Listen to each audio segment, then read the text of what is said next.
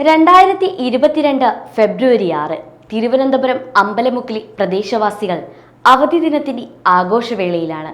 കോവിഡും ലോക്ക്ഡൌണും അവധി ദിവസവുമായതിനാൽ പലരും അന്ന് വീടുകളിൽ കുടുംബത്തോടൊപ്പം ഒത്തുചേർന്നതിന്റെ സന്തോഷത്തിലാണ്. ആ സന്തോഷ നിമിഷങ്ങൾ മാറിമറിയാൻ അധിക സമയമെടുത്തില്ല. ആ പ്രദേശവാസികളെ അന്ന് തേടിയെത്തിയത് നഗരത്തെ മുഴുവൻ നടക്കിയ ഒരു കൊലപാതക വാർത്തയായിരുന്നു.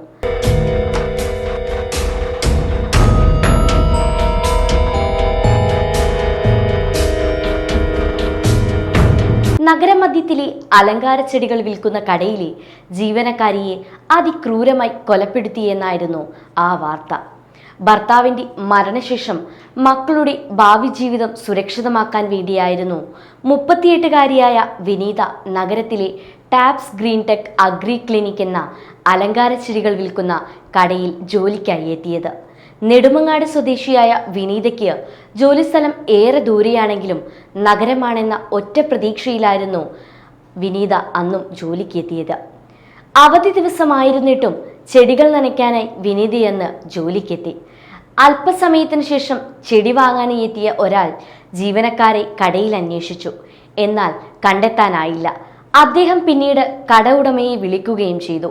കട ഉടമ വിനീതയെ ഫോണിൽ വിളിക്കാൻ ശ്രമിച്ചെങ്കിലും ലഭിച്ചില്ല. പിന്നീട് മറ്റൊരു ജീവനക്കാരിയെ സുനിതയെ വിളിച്ചു വരുത്തി കടയുടെ എല്ലാ ഭാഗത്തും തിരച്ചിൽ നടത്തി. തിരച്ചിലിനൊടുവിൽ വലകൊണ്ട് മൂടിയ നിലയിൽ വിനീതയുടെ മൃതദേഹം കണ്ടെത്തി. ഉടനെ തന്നെ പോലീസിനെ അറിയിക്കുകയും ചെയ്തു.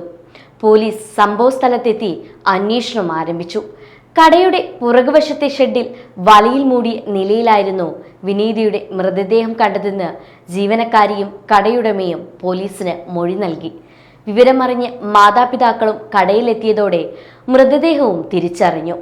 മൃതദേഹം കണ്ടപ്പോഴാണ് കഴുത്തിലുണ്ടായിരുന്ന 4.5 പവൻ മാല കാണാതായെന്ന് കണ്ടെത്തി. അതേസമയം ചിട്ടി പിടിച്ച 25,000 രൂപ വിനീതയുടെ കയ്യിലുണ്ടായിരുന്നുവെന്നും സുരക്ഷിതമായിരുന്നുവെന്നും തിരിച്ചറിയുകയും ചെയ്തു.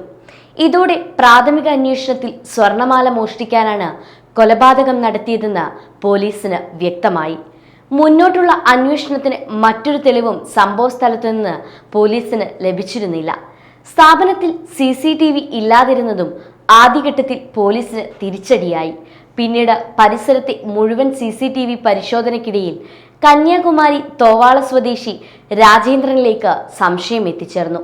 ദൃശ്യങ്ങളിൽ രാജേന്ദ്രനെ പതിഞ്ഞെങ്കിലും മുഖം വ്യക്തമായിരുന്നില്ല. തുടർന്ന് രേഖാചിത്രം ഉൾപ്പെടെ പോലീസ് തയ്യാറാക്കി. ഇതിനിടെയാണ് അമ്പലമുക്കിൽ നിന്ന് ഒരാൾ ഓട്ടോറിക്ഷയിൽ കയറിപ്പോയതെന്ന വിവരം ലഭിച്ചത്.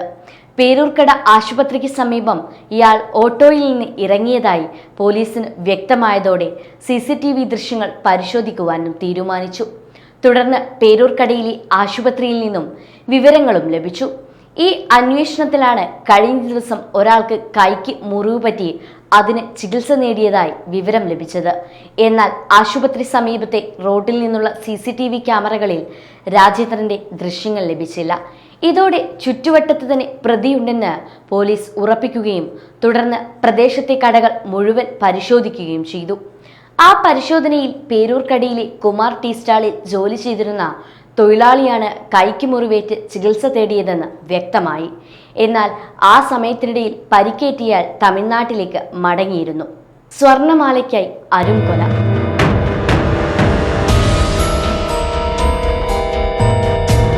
അധിക വരുമാനമില്ലാത്ത ഒരു ടീ സ്റ്റാളിൽ ജോലി ചെയ്തിരുന്ന രാജേന്ദ്രൻ മോഷണം നടത്താൻ ലക്ഷ്യമിട്ടാണ് ഞായറാഴ്ച താമസ സ്ഥലത്ത് നിന്ന് നഗരത്തിലേക്ക് ഇറങ്ങിയത്. അമ്പലമുക്ക് കുറുവാൻകോളം റോഡിലൂടെ നടന്ന ഇയാൾ തനിക്കെതിരെ നടന്നുപോകുന്ന മറ്റൊരു യുവതിയുടെ മാല പൊട്ടിക്കാനായിരുന്നു ആദ്യം പദ്ധതിയിട്ടിരുന്നത്. എന്നാൽ അതിനിടയിലാണ് ചെടിക്കടയ്ക്ക് മുന്നിൽ ചെടി നനയ്ക്കുകയായിരുന്ന വിനീതയെ രാജേന്ദ്രന്റെ കണ്ണുകളിൽ കാണാൻ ഇടയാക്കിയത്. ആ സമയം തന്നെ വിനീതയുടെ കഴുത്തിലെ മാലയും രാജേന്ദ്രൻ ശ്രദ്ധിച്ചിരുന്നു. ഒരൊറ്റ നിമിഷത്തിൽ തന്നെ രാജേന്ദ്രൻ മറ്റൊരു പ്ലാൻ തയ്യാറാക്കി.